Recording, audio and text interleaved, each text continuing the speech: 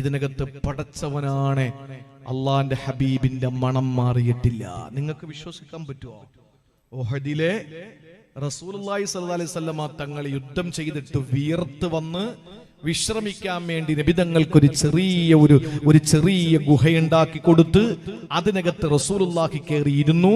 അന്ന് ഹബീബിന്റെ ശരീരത്തിൽ നിന്ന് വീണ ഒരു തുള്ളി വിയർപ്പിന്റെ മണം 1400 വർഷങ്ങൾ കഴിഞ്ഞിട്ട് പോലും ഉഹുദിന്റെ മണ്ണിൽ നിന്ന് മാറാതെ ആ മണം ശേഷം പോകുന്ന ആളുകളുടെ നാസ്വാദ്വാരങ്ങളിലൂടെ അവർക്ക് വികാരം അള്ളാഹുവിന്റെ ഹബീബിനെ പറ്റിയിട്ടുള്ള സ്നേഹത്തിന്റെ പാരമ്യതയിലെത്തിക്കുന്ന ആ മനോഹരമായ കാഴ്ച. അവസാനം ആളുകളുടെ അതിപ്രസരം കാരണം അത് ബ്ലോക്ക് ചെയ്ത് അടച്ചു പൂട്ടി. സ്വർഗത്തിലോ നരകത്തിലോ രണ്ടാമതൊരു സ്ഥലത്തേ പോവുള്ളൂ. ആ സ്ഥലത്ത് നമ്മൾ ചെല്ലുമ്പോൾ സൂറത്തുൽ വാഖിയ പറഞ്ഞു, ഇന്ന ഹാദാ ലഹു ഹഖുൽ യഖീൻ. ആ സ്വർഗത്തിലോ നരകത്തിലോ നമ്മൾ ചെന്ന് വീഴുമ്പോൾ, ഇവിടെ പറഞ്ഞത് നരകത്തിന്റെ വിഷയമാണ്. ഇന്ന ഹാദാ ലഹു ഹഖുൽ യഖീൻ. നരകത്തിന്റെ ഭീകരതയിൽ നീ വെന്തുരുകുമ്പോ പൊന്നുമോനെ, ഇന്ന ഹാദാ ലഹു ഹഖുൽ യഖീനിനെ ഹഖായിട്ട് നീ മനസ്സിലാക്കുകയാ.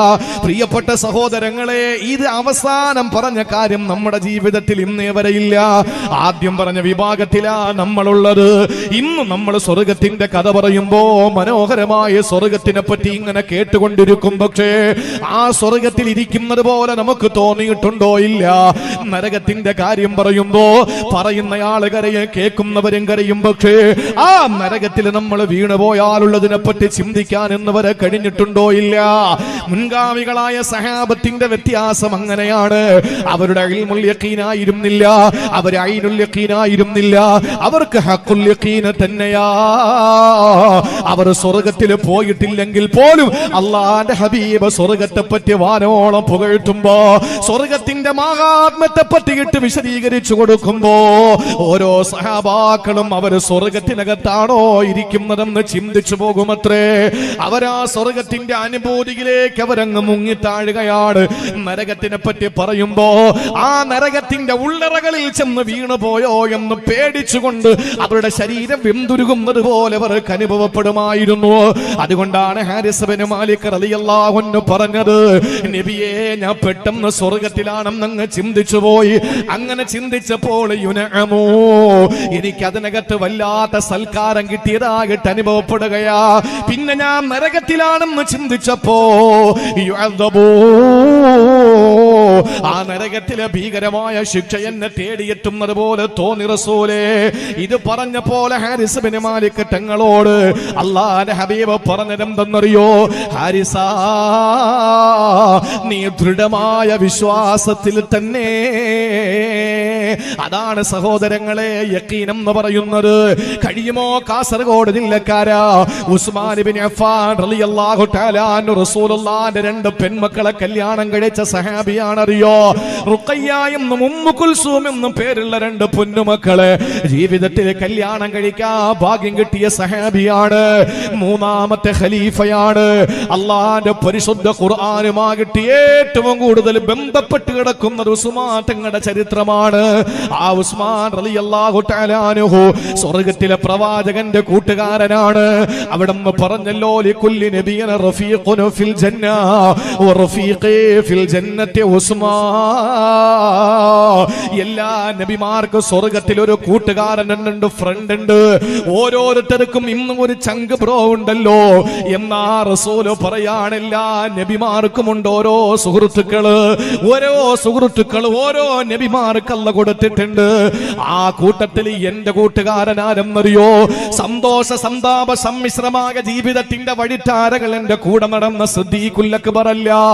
ഊരി പിടിച്ച വാളുമായി എന്നെ കൊല്ലാൻ വേണ്ടി വന്നിട്ട് അള്ളാന്റെ ദീനിനെ ശക്തിപ്പെടുത്തിയ ഉമറല്ല, എന്റെ കരളിന്റെ കഷ്ണമായ ഫാത്തിമത്ത് സഹറയെ കല്യാണം കഴിച്ച, എന്നെ കൊണ്ട് 10ാമത്തെ വയസ്സിൽ വിശ്വസിച്ച എന്റെ പൊന്നാര അലിയല്ല സ്വർഗത്തിലെ എന്റെ കൂട്ടുകാരൻ. പിന്നെ ആരെന്നറിയോ സഹോദരങ്ങളെ? പ്രവാചകന് കൂട്ടുകാർ സ്വർഗത്തിൽ അല്ലാഹു കൊടുക്കുന്നത്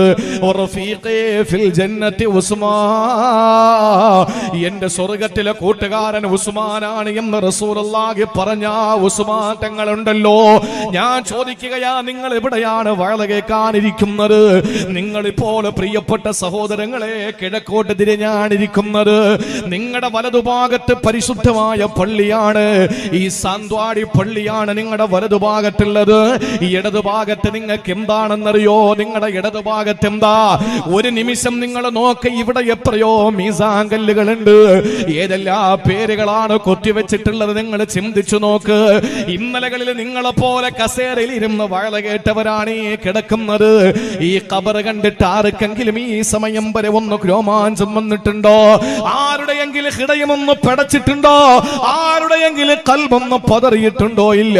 പക്ഷെ ഉസ്മാൻ തങ്ങളുടെ മുമ്പിൽ ഖബർ എന്നങ്ങാനും ആരെങ്കിലും പറഞ്ഞ, ഖബർ എന്ന ഉസ്മാൻ തങ്ങളുടെ മുന്നിലെങ്ങാനും ആരെങ്കിലും പറഞ്ഞു കഴിഞ്ഞ, കുഞ്ഞുങ്ങളെ പോലെ കരഞ്ഞ് കരഞ്ഞ് കരഞ്ഞ് ഉസ്മാൻ റളിയല്ലാഹു തആല ഏങ്ങി ഏങ്ങി കരയുമായിരുന്നു.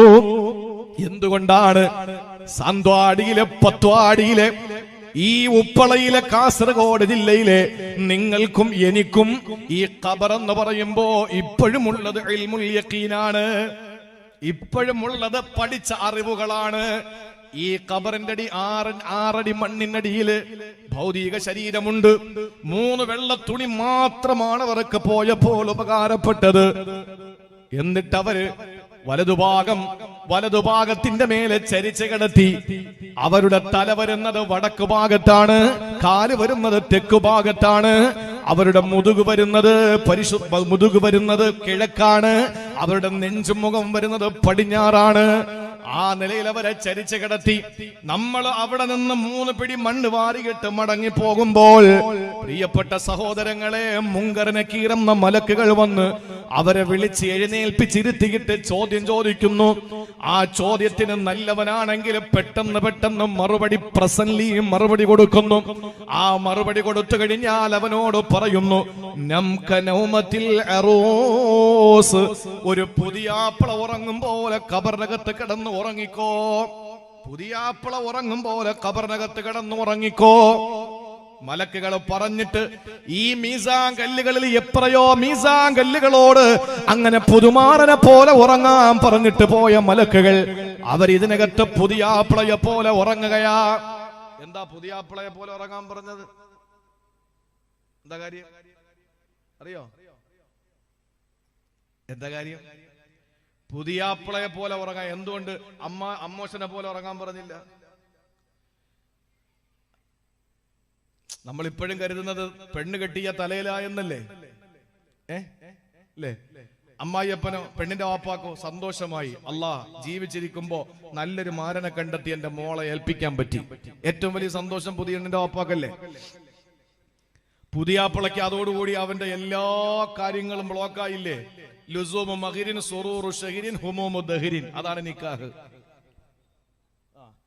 ലുസൂമു മഗ്രിൻ സുറൂറു ഷഹ്രിൻ ഹുമൂമു ദഹ്രിൻ. അതാണ് നിക്കാഹ്. ഇത് ഹദീസൊന്നും അല്ല, രസകരമായൊരു കാര്യമാണ്. മഹർ നിർബന്ധമാകുന്ന, 1 മന്ത് ഹാപ്പി ആകുന്ന, കാലാകാലം സങ്കടമാകുന്ന ഒന്നാണ് കല്യാണം. ഇനി ഇത്ര മാത്രം കട്ട് ചെയ്തിട്ട് ഇനി നിരീശ്വരവാദികൾക്ക് നല്ല ഒരു വടി കൊടുക്കുകയാണ്. എന്നിട്ട് ഞാൻ കുനിഞ്ഞു നിന്ന് കൊടുക്കുക അടിക്കാൻ വേണ്ടിയിട്ട്. എന്തെങ്കിലും അവർക്ക് ജോലി വേണ്ടേ? എന്റെ പ്രിയപ്പെട്ട സഹോദരങ്ങളെ, പുതിയാപ്പിള ഉറങ്ങും പോലെ ഉറങ്ങാൻ പറയാൻ കാരണം എന്തെന്നറിയോ? നമ്മുടെ വീട്ടിൽ, മോളെ കെട്ടിച്ച വീട്ടില് പുതിയാപ്പിള കിടക്കുന്ന റൂമിനകത്ത് ആരാണ് കയറുന്നത്? പറ. നിങ്ങളെ മോളെ കെട്ടിച്ച പാരാ കയറിയത്? നെല്ലിക്കട്ട താജുദ്ദീൻ സാഹിബ്. ഞാൻ കാസർഗോഡ് ജില്ലയിൽ ഭയങ്കര കോടീശ്വരനൊന്നുമല്ല. ചില ആളുകൾക്ക് അങ്ങനെ ഒരു ധാരണയുണ്ട്, കോടീശ്വരന്മാരുടെ നമ്മൾ കൂടുന്നു. ഒരു പച്ച പാവാണ് ഞാൻ. കാസർഗോഡ് ജില്ലയിൽ എവിടെ വന്നാലും വണ്ടിയും കൊണ്ട് ഓടി വരും, എന്നെ എടുത്ത് നേരെ കൊണ്ടുപോകും. കിടക്കാൻ സൗകര്യം അൽഹംദുലില്ലാ. ഭക്ഷണം അത് കഴിഞ്ഞിട്ട് വാഴലിന്റെ സദസ്സിൽ വരും, എന്നിട്ട് തിരിച്ച് റെയിൽവേ സ്റ്റേഷനിൽ കൊണ്ടുവന്ന് യാത്രയാക്കിയിട്ട് വീട്ടിൽ പോകും. അള്ളാഹു ആഫിയത്തുള്ള ദീർഘായുസ്. അദ്ദേഹത്തിന്റെ പ്രിയപ്പെട്ട ഉമ്മയുടെ ഖബർ സിയാറത്ത് ചെയ്തിട്ടാണ് നമ്മൾ ഇങ്ങോട്ട് വരുന്നത്. ഉമ്മയും ഉപ്പയും ഖബറിലാണ്. അള്ളാഹു രണ്ടുപേർക്കും ഖബർ വിശാലമാക്കി കൊടുക്കുമാറാവട്ടെ. സഹോദരങ്ങളെ, പുതിയാപ്പിള വീട്ടിനകത്ത് റൂമിനകത്ത് കിടന്നുറങ്ങുമ്പോ ആ പുതിയാപ്പിളയെ പുതിയ പെണ്ണിന്റെ വാപ്പ വിളിക്കൂല, പുതിയ പെണ്ണിന്റെ ഉമ്മ വിളിക്കൂല. പുതിയാപ്പിളയുടെ കൂട്ടുകാർക്ക് പോലും മണിയറയിൽ കയറാൻ സ്വാതന്ത്ര്യമില്ല. ചിലപ്പോ പലിശക്കെടുത്തിട്ടായിരിക്കും പെണ്ണ് കിട്ടിയത്. പലിശക്കാരും വീട്ടിന്റെ പുറത്തുനിന്ന് നിൽക്കുകയുള്ളൂ, അകത്തോട്ട് കയറാൻ അവർക്കും അവകാശമില്ല. അപ്പൊ ഇതിനകത്ത് കയറുന്ന ഒരേ ഒരാളെ ഉള്ളൂ, അതാരാ? അവന്റെ കെട്ടിയോള്. മണിയറയ്ക്കകത്ത് ധൈര്യമായിട്ട് കടന്നു ചെല്ലാൻ കഴിയുന്നത് പുതിയ പെണ്ണിനാണ്. എന്ന് പറഞ്ഞാൽ അവൻ ഏറെ ഇഷ്ടപ്പെടുന്ന, അവന്റെ ജീവിതത്തിലേക്ക് കടന്നു വന്ന, അവൻ കാണുമ്പോൾ അവന് ഇമ്പം തോന്നുന്ന, നോക്കുമ്പോൾ അവന് സന്തോഷം വരുന്ന, അവന്റെ ഹൃദയത്തിന് വലിയ മാറ്റമുണ്ടാക്കിയ, ഹൃദയത്തിന്റെ ഉള്ളറകളിൽ ഏതൊന്നിനോടാണോ വികാരമുള്ളത് ആ ഒരു സംഗതി തന്റെ വീട്ടിലേക്ക്, റൂമിലേക്ക് കയറി വരും. അതുപോലെ ഇവിടെ കിടക്കുന്ന ഓരോ മയ്യത്തുകളെടുത്തും മലക്കുകൾ പറഞ്ഞിട്ട് പോയി, കിടന്നുറങ്ങിക്കോ, പുതിയാപ്പിള ഉറങ്ങും പോലെ ഉറങ്ങിക്കോ എന്ന് പറഞ്ഞാൽ ഇനി അവരിഷ്ടപ്പെടുന്ന ആളെ അവരെ ഉണർത്തുള്ളൂ. അതാരെന്നറിയോ? അതാരാ? അതൊക്കെ പഠിക്കണം. നല്ല സുന്ദരനായൊരു ചെറുപ്പക്കാരൻ, നല്ല കാണാൻ മൊഞ്ചുള്ള ചെറുപ്പക്കാരൻ, വല്ലാത്ത മണമാണ്. അവൻ അടുത്തെത്തുമ്പോ ഇത്രയും സൗന്ദര്യം അവന്റെ ജീവിതത്തിൽ കണ്ടിട്ടേയില്ല. നല്ല വെളുത്ത ശരീരം, കറുത്ത തലമുടി, നല്ല ഒത്ത പൊക്കം, നല്ല ശരീരം, നല്ല ആകാര വടിവ്, നല്ല ആകാര സൗഷ്ഠവം, നല്ല മൊഞ്ചനായ ഒരു ചെറുപ്പക്കാരൻ ഖബറിലേക്ക് വരും മലക്കുകൾ പോയ ശേഷം. അള്ളാഹു തൗഫീക്ക് തരട്ടെ. ഈ കിടക്കുന്ന ഇത് ഉള്ള കാര്യമാണ്. നിങ്ങൾക്ക് സംശയം ഉണ്ടാ? എന്നാ പിന്നെ മരിച്ച് മാഴ്സറ നമുക്ക് കാണാം, ഡേറ്റ എഴുതി വെച്ചോളി. അല്ലാതെ ഇപ്പൊ ഞാൻ എന്ത് ചെയ്യാനാ? ഇപ്പൊ നിങ്ങളെ വിളിച്ചോണ്ട് ഈ ഖബറ് കുത്തിയാൽ അതിനകത്ത് തുണിയും കാണൂല, മയ്യത്തും കാണൂല, ഇട്ട പലകയും കാണൂല, ഒന്നും കാണൂല എന്ന് വെച്ചിട്ട് വിശ്വസിക്കാതിരിക്കാൻ പറ്റുമോ? അങ്ങനെ വിശ്വസിക്കുന്നവർക്ക് മാത്രമേ ഉള്ളൂ മോമിനീങ്ങൾ എന്ന് പറയുന്നത്. ഈ മയ്യത്തിന്റെ അടുത്ത് വന്നിട്ട് പറയും, എഴുന്നേക്ക് എഴുന്നേക്ക് എഴുന്നേക്ക്, ഇതൊക്കെ നിനക്ക് അല്ല തന്നതാ. ഈ മലക്കുകൾ ഉറക്കി കിടത്തിയിട്ട് പോയ ഈ മനുഷ്യനെ വിളിച്ചെഴുന്നേൽപ്പിച്ചിരുത്തിയിട്ട് അവനോട് പറയും, നീ അനുഷ്ഠിച്ച മുഴുവൻ അനുഷ്ഠാനങ്ങൾക്കും അല്ല തന്ന ഗിഫ്റ്റാ, അവൻ തന്ന സമ്മാനമാണിത്, അതുകൊണ്ട് അനുഭവിച്ചോ, സന്തോഷത്തോടെ നീ സ്വീകരിച്ചോ. അപ്പൊ നമ്മൾ അത്ഭുതത്തോടെ ചോദിക്കും, മൻ അന്ത, നീ ആരാ? ഇത് ഹദീസാണ്, ഇത് സ്വഹീഹായ ഹദീസാണ്. ലോകത്ത് തബ്ലീഗും ജമാഅത്തെ ഇസ്ലാമിയും മുജാഹിദും സുന്നിയും സർവരും അംഗീകരിക്കുന്ന ഹദീസാണിത്. അതിനെ കൊണ്ടല്ലോ ഇപ്പോ. അപ്പൊ ഈ ഹദീസിൽ അള്ളാന്റെ റസൂല് പറയാണ്, ഈ മനുഷ്യൻ ഈ ഖബറാളിയോട് പറയും, അള്ളാഹു നിനക്ക് തന്ന സൗഭാഗ്യങ്ങളുടെ കലവറയാണ് മോനെ, സുഖിച്ചോ, സന്തോഷിച്ചോ. ആ സമയത്ത് നമ്മൾ ചോദിക്കും, അത്രേ, ഈ മയ്യത്ത് ചോദിക്കും, മന്നന്ത, നീ ആരാണ്? അപ്പൊ ഈ വന്ന ആളിനെ പരിചയപ്പെടുത്തുന്ന ആരാന്നറിയോ? അന അമലുക സ്വാലിഹ്, ഞാൻ നിന്റെ ജീവിതത്തിന്റെ സുഹൃതങ്ങളാണ്. നമ്മൾ സുബ്ഹാനല്ലാഹ്, അൽഹംദുലില്ലാഹ്, അല്ലാഹു അക്ബർ, ലാ ഇലാഹ ഇല്ലല്ലാഹ്, പള്ളിക്ക് ഒരു പാക്കറ്റ് സിമന്റ്, ഇന്റർലോക്ക്, പിന്നെ 100 സ്ക്വയർ ഫീറ്റ് ചുറ്റുമതിലിന് കല്ല്, ഇതൊക്കെ നമ്മൾ കൊടുക്കുമ്പോ ഇതിനൊക്കെ അല്ലാഹു തആല ഒരു മനുഷ്യന്റെ സൗന്ദര്യത്തിലേക്ക് ഇതിനെ ആക്കിക്കൊണ്ടിരിക്കുക. നമ്മൾ എന്ത് സൽക്കർമ്മം ചെയ്യോ അത്രയും ഈ വരുന്ന ആൾക്ക് സൽക്കർമ്മമാകുന്ന ആ മനുഷ്യകോലത്തിന് സൗന്ദര്യം കൂട്ടി കൂട്ടി കൂട്ടി കൂട്ടി കൂട്ടി അല്ല കൊടുക്കൂ. അപ്പൊ കണ്ണഞ്ചിപ്പിക്കുന്ന സൗന്ദര്യത്തോടു കൂടി ഖബറിലേക്ക് വരുന്ന ആ മനുഷ്യൻ പറയും, ഞാൻ നിന്റെ സൽക്കർമ്മങ്ങളാണ്. എഴുന്നേൽപ്പിച്ചിരുത്തിയിട്ട് ഇതിനപ്പുറം എന്ത് സന്തോഷമാണ്.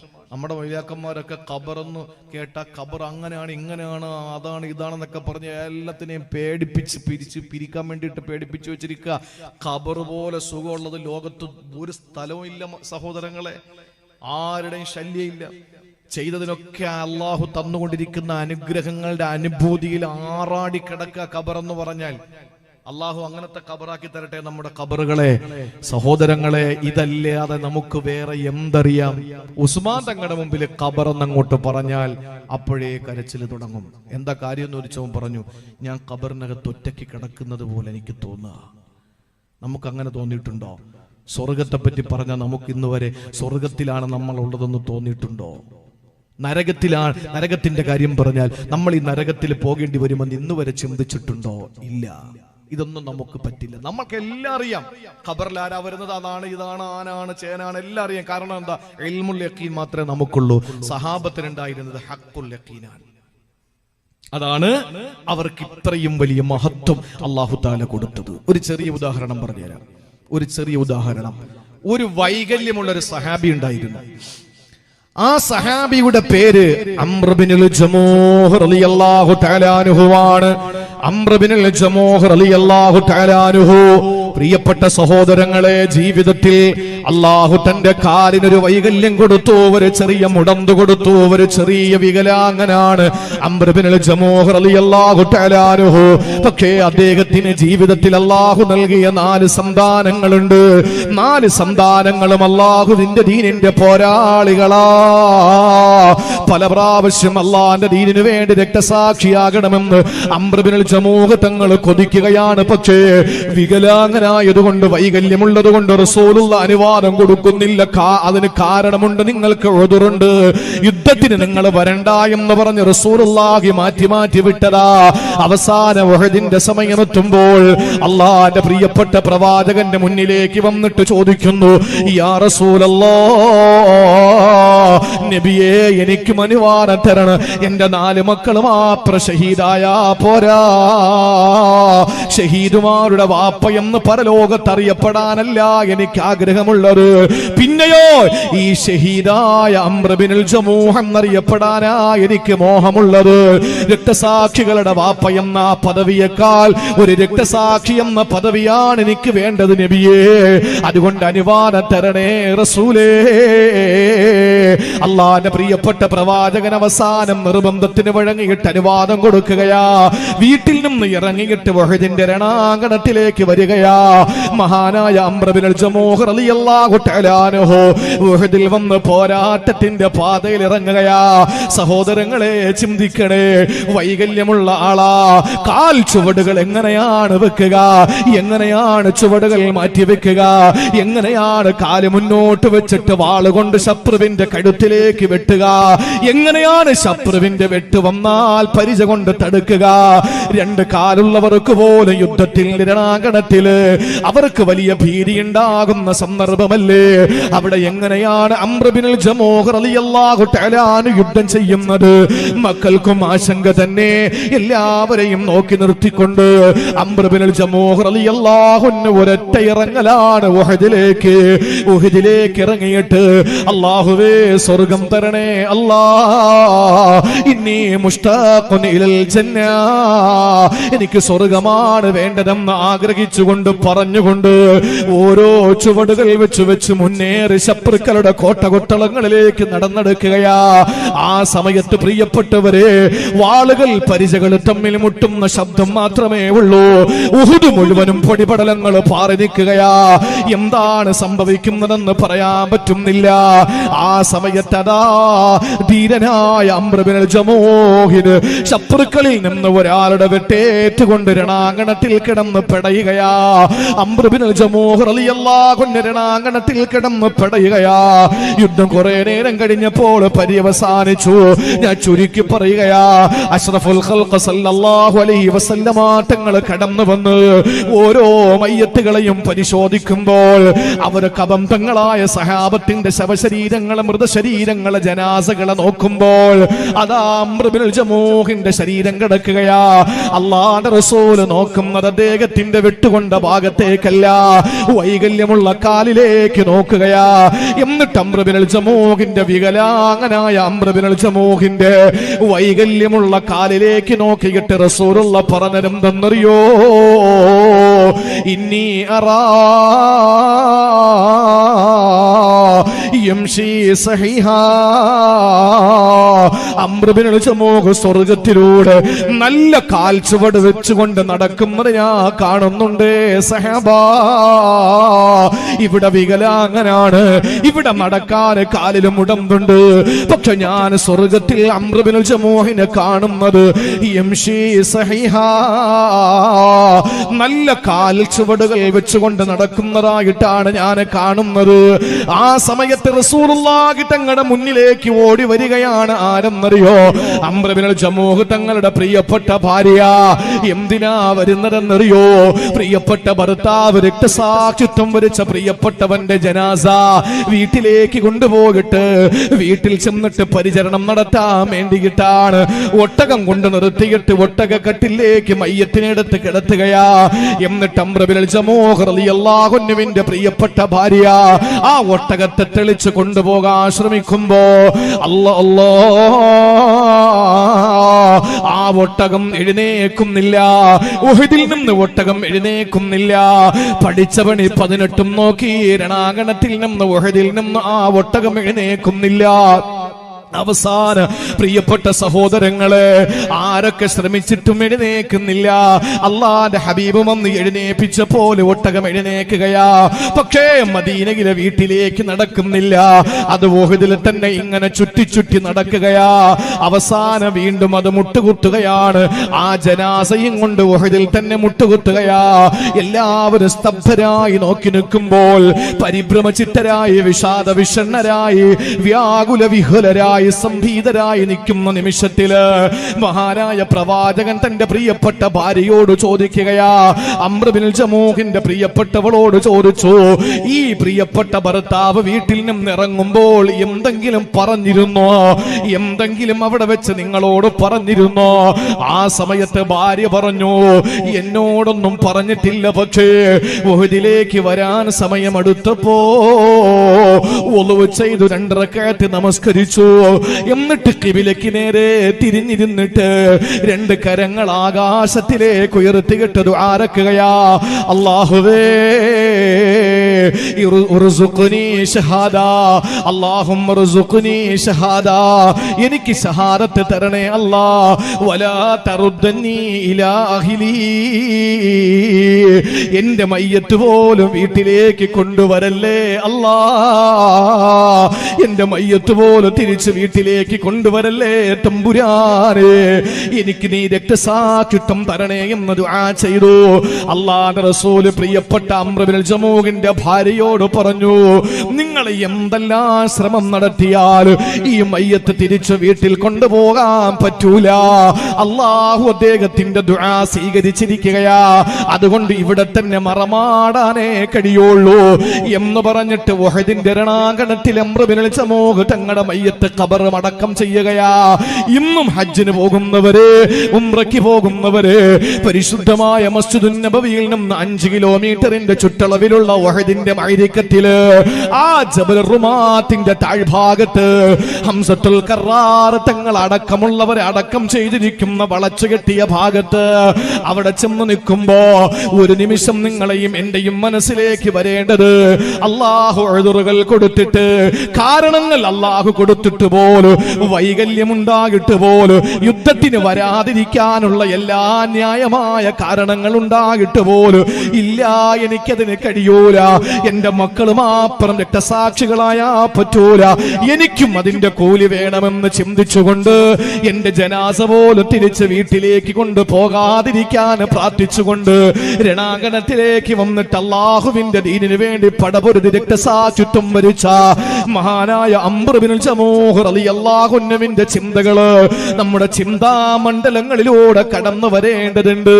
നീ ചിന്തിക്കണേ സഹോദരങ്ങളെ, വൈകല്യം എന്ന് പറയുന്ന ഉദറുണ്ടായിട്ട് പോലും ഇല്ല, എനിക്കതിന് കഴിയില്ല എന്ന് ചിന്തിച്ച് ഹൃദയത്തിന്റെ ഉള്ളറകളിൽ അല്ലാഹു നൽകിയ ഈമാന്റെ യഖീൻ കൊണ്ട് ജീവിച്ച മുൻഗാമികളായ മഹത്തുക്കളുടെ മുമ്പില് സാധുക്കളായ നമ്മുടെ അവസ്ഥ എന്തെന്നറിയോ? ജീവിതത്തിൽ യഖീനില്ലാത്ത നമ്മളുടെ അവസ്ഥ എന്താ? പള്ളിയിൽ നിസ്കാരത്തിന് ബാങ്ക് വിളിക്കുമ്പോൾ കാരണം ഉണ്ടാക്കിയിട്ട് നമ്മൾ പള്ളിയിൽ പോകൂല. ചെറിയ ഒരു തലവേദന വന്നാ മതി, നമ്മൾ പള്ളിയിൽ പോകൂല. എന്റെ അവസ്ഥയെ പറയുന്നത് നിങ്ങളുടെ അവസ്ഥയാണ്, അല്ലാന്നാരും പറയണ്ട. പള്ളി മനോഹരമാണ്. സഹാബാക്കൾ നമ്മളിൽ നിന്ന് വ്യത്യാസം അവർക്ക് എന്താണ്? വൈകല്യങ്ങൾ, കാരണങ്ങൾ, ഉദറുകൾ ഉണ്ടായിട്ട് പോലും അള്ളാഹുവിന്റെ ദീനിനു വേണ്ടിയിട്ട് ഞാൻ എങ്ങനെ വീട്ടിലിരിക്കും? എന്റെ 4 മക്കളും രക്തസാക്ഷികളായാൽ അവർക്കല്ലേ അതിന്റെ കൂലിയുള്ളൂ. നാളെ പടച്ചവന്റെ കോടതിയിൽ രക്തസാക്ഷികളുടെ പിതാവാണ് എന്ന പേരിനപ്പുറത്ത് രക്തസാക്ഷിയാണ് എന്നറിയാനാണ് എന്റെ ആഗ്രഹം എന്ന് പറഞ്ഞിട്ട് ധീരമായി പോരാടി അംർ ബിനുൽ ജമൂഹിനുണ്ടായിരുന്നത് യഖീൻ. നമുക്കുള്ളതോ ഒരു കാരണം ഇല്ലെങ്കിൽ പോലും കാരണം കണ്ടെത്തിയിട്ട് നമ്മൾ പള്ളിയിൽ പോകാതിരിക്കുക. പള്ളി കെട്ടിയിട്ടല്ലോ അത്ര മനോഹരമാണ്. ഞാൻ വേദിയിലേക്ക് വരുമ്പോ എന്നോട് ഉസ്താദും എല്ലാരും പറഞ്ഞു പള്ളി ഒന്ന് കാണാമെന്ന് പറഞ്ഞു. തങ്ങളുണ്ടായിരുന്നു. ഞാൻ പള്ളിയിൽ കയറിയിട്ട് പറഞ്ഞു ഒറ്റ കുറവേ ഞാൻ കാണുന്നുള്ളൂ, AC-യുടെ കുറവ്. അവൻ പറഞ്ഞു അത് ഇൻഷാ അല്ലാഹ് ഉടനെ വെക്കുമെന്ന് പറഞ്ഞു. ഇതെല്ലാം സംവിധാനിച്ച് വളരെ റാഹത്തായി വെക്കുമ്പോഴും കറവയില്ലാത്ത പശുവിനെ കണക്കാകരുത്. പശു നല്ല രസമാണ് കാണാൻ അല്ലേ? ഒരു വീട്ടിലൊരു പശു ഉണ്ടെങ്കിൽ നല്ല മനോഹരമായ ആ കുടുംബത്തിന് കഴിയാൻ കഴിയും അല്ലേ? ആ കുടുംബത്തിന് അതിന്റെ പാല് കറന്നെടുത്ത് ജീവിച്ചാൽ മാത്രം മതി. നമ്മുടെ ഭാഗത്തൊക്കെ ഉത്തരേന്ത്യയിലോട്ട് പോയി കഴിഞ്ഞാൽ ഒരു പശു ഉണ്ടെങ്കിൽ ആ കുടുംബം തന്നെ നശിക്കും അതോടുകൂടി. കാരണം എപ്പോഴാ കൊല്ലുന്നതെന്ന് പറയാൻ പറ്റൂലല്ലോ പശുവിന്റെ പേരിൽ. അപ്പൊ ഒരു പശു നമുക്കുണ്ടെങ്കിൽ നമ്മുടെ ജീവിതത്തിൽ ലാഭം അത് മാത്രം മതി.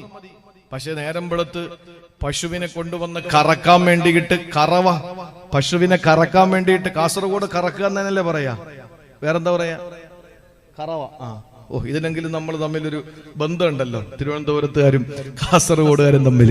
പശുവിനെ കറക്കാൻ വേണ്ടി നോക്കുമ്പോ ഒരു തുള്ളി പാല് ചുരത്തുന്നില്ല എങ്കിൽ ആ പശുവിനെ കെട്ടിപ്പിടിച്ചോണ്ടാരിൽ നിൽക്കുവോ? പെട്ടെന്ന് വിൽക്കൂലേ നമ്മളതിനെ? പശു നല്ല കാണാൻ നല്ല അഴകാണ്, പക്ഷേ എന്തില്ല? പാലില്ല.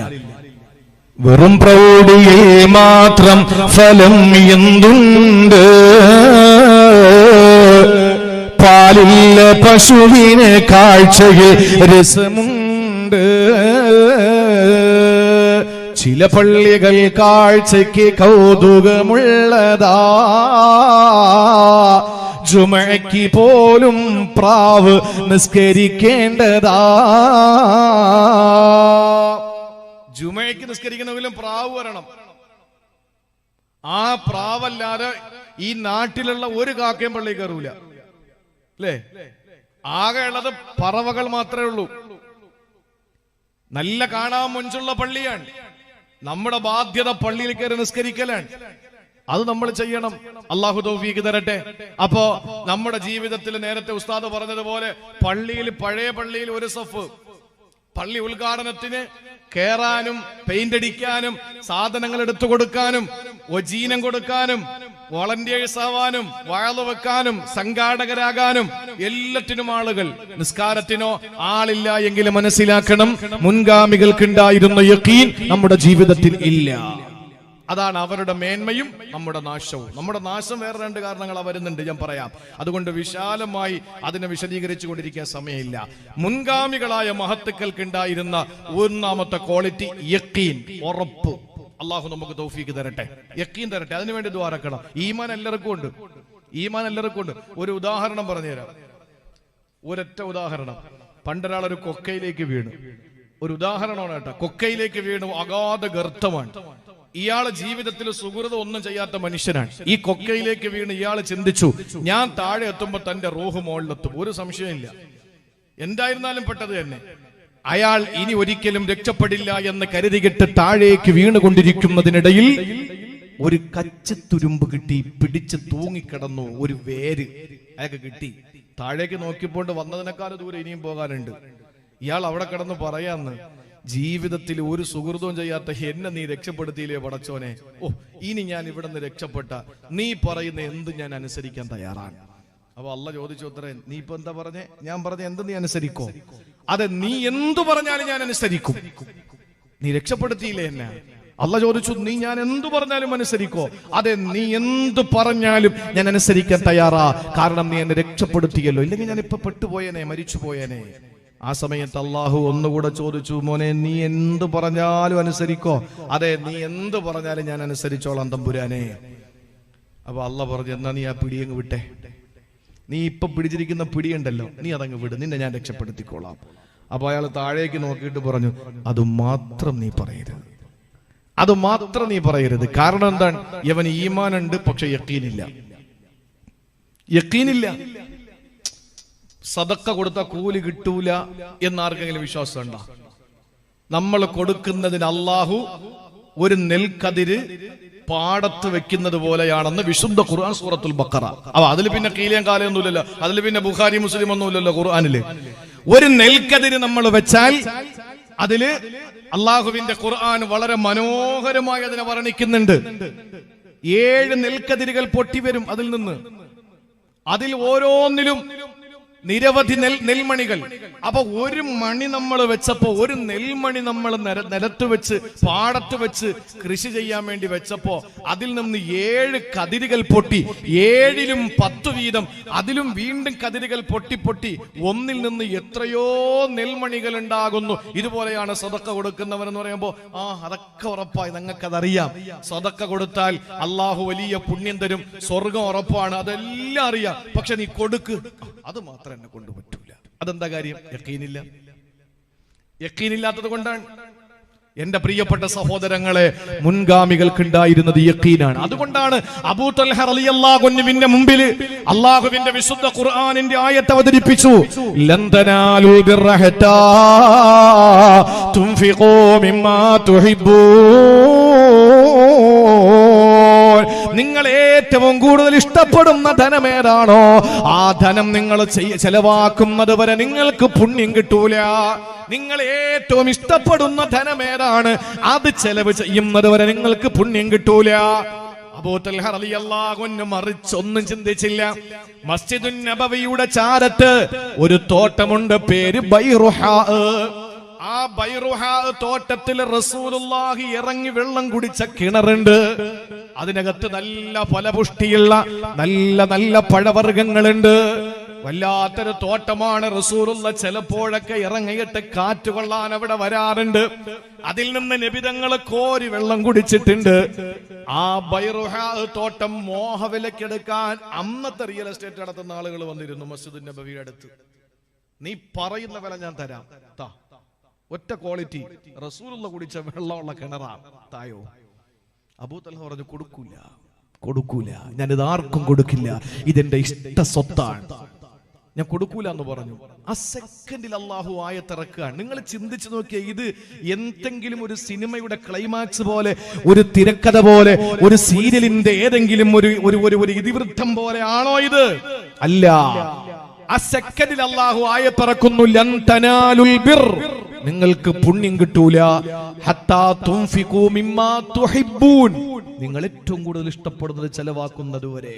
ചാടി എണീറ്റു അബൂ തൽഹ റളിയല്ലാഹു അൻഹു. എന്നിട്ട് റസൂലുള്ളാഹിന്റെ മുന്നിലേക്ക് വന്നിട്ട് പറഞ്ഞു, നബിയേ, ബൈറുഹാ ഞാനിതാ ബൈത്തുൽ മാലിലേക്ക് തന്നിരിക്കുകയാണ്. മോഹവിലയും വേണ്ട, എനിക്കൊന്നും വേണ്ട, ഞാനിതാ തന്നിരിക്കുന്നു.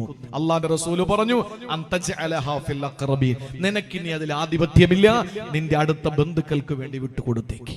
അങ്ങനെ പൊതു സ്വത്താക്കി അബൂ തൽഹ റളിയല്ലാഹു അൻഹു മാറ്റി. ഇന്ന് നിങ്ങൾ വിവരമുള്ള ഉസ്താദുമാരോട് ചോദിച്ചു നോക്കണം, മദീനയിൽ ചെല്ലുമ്പോ മസ്ജിദുൻ നബവിക്കകത്ത് കയറിയിട്ട് അവിടെ നിൽക്കുന്ന പോലീസുകാർക്ക് ചോദിച്ചാൽ അപ്പോഴേ നിങ്ങളെ പിടിച്ച് പുറത്താക്കി കളയും. കാരണം കേരളക്കാരെ പേടിച്ചുകൊണ്ടാണ് ഇപ്പോഴും അവിടെ നിയമങ്ങൾ കൊണ്ടുവന്നുകൊണ്ടിരിക്കുന്നത്. ഞാൻ ആദ്യം ഉംറയ്ക്ക് പോകുന്ന സമയത്ത്, ഒരുപാടൊന്നും ആയിട്ടില്ല, ഈ അടുത്ത സമയത്ത് ഒരു 10-11 വർഷത്തിന് മുമ്പ് പോകുമ്പോ മക്കയില് മസ്ജിദുൽ ഹറമിൽ അന്ന് ഈ തുർക്കി പള്ളിയുണ്ട്. ആ പള്ളിയുടെ അകത്തൊരു തൂണുണ്ട്. അവിടെയായിരുന്നു ജിബിരിയില് ബുറാക്ക് കൊണ്ടൊന്ന് കെട്ടിയിട്ടിട്ട് റസൂലുള്ളാഹി തങ്ങളെ സ്വീകരിക്കാൻ വേണ്ടിയിട്ട് നിന്ന ആ കെട്ടിയിട്ട സ്ഥലം. അതിന് കേരളത്തിൽ നിന്ന് പോകുന്ന എല്ലാരും പിന്നെ ചെന്നിട്ട് മുത്താൻ തുടങ്ങി. പിന്നെ എല്ലാവർക്കും പണി അത് തന്നെ. ഈ തൂണിൽ മുത്തി ആ തൂണ് അവർ വിളിച്ചു കളഞ്ഞു. ഉഹദില് ഒരു ചെറിയ ഭാഗമുണ്ട്. ഞാൻ ഏറെ ബഹുമാനിക്കുന്ന ഒരു മതപണ്ഡിതൻ, നിരവധി ഉലമാക്കളുടെ അഭിമന്യനായ ഒരു പണ്ഡിതൻ, ഉസ്താദ്, അദ്ദേഹം ഈ പറയുന്ന സ്ഥലത്ത് ചെന്നിരുന്നിട്ട് അതിനകത്തിരുന്നിട്ട് എന്നെ വിളിക്കാൻ, ഞാൻ ഈ സ്ഥലത്തിരിപ്പുണ്ട്, ഇതിനകത്ത് പടച്ചവനാണ്, അള്ളാന്റെ ഹബീബിന്റെ മണം മാറിയിട്ടില്ല. നിങ്ങൾക്ക് വിശ്വസിക്കാൻ പറ്റുമോ? ഉഹദിലെ റസൂലുള്ളാഹി സ്വല്ലല്ലാഹി അലൈഹി വസല്ലമ തങ്ങൾ യുദ്ധം ചെയ്തിട്ട് വിയർത്ത് വന്ന് വിശ്രമിക്കാൻ വേണ്ടി നബിതങ്ങൾക്കൊരു ഒരു ചെറിയ ഗുഹയുണ്ടാക്കി കൊടുത്ത് അതിനകത്ത് റസൂലുള്ളാഹി കയറിയിരുന്നു. അന്ന് ഹബീബിന്റെ ശരീരത്തിൽ നിന്ന് വീണ ഒരു തുള്ളി വിയർപ്പിന്റെ മണം 1400 വർഷങ്ങൾ കഴിഞ്ഞിട്ട് പോലും ഉഹുദിന്റെ മണ്ണിൽ നിന്ന് മാറാതെ ആ മണം ശേഷം പോകുന്ന ആളുകളുടെ നാസ്വാദ്വാരങ്ങളിലൂടെ അവർക്ക് വികാരം അള്ളാഹുവിന്റെ ഹബീബിനെ പറ്റിയിട്ടുള്ള സ്നേഹത്തിന്റെ പാരമ്യതയിലെത്തിക്കുന്ന ആ മനോഹരമായ കാഴ്ച. അവസാനം ആളുകളുടെ അതിപ്രസരം കാരണം അത് ബ്ലോക്ക് ചെയ്ത് അടച്ചുപൂട്ടി.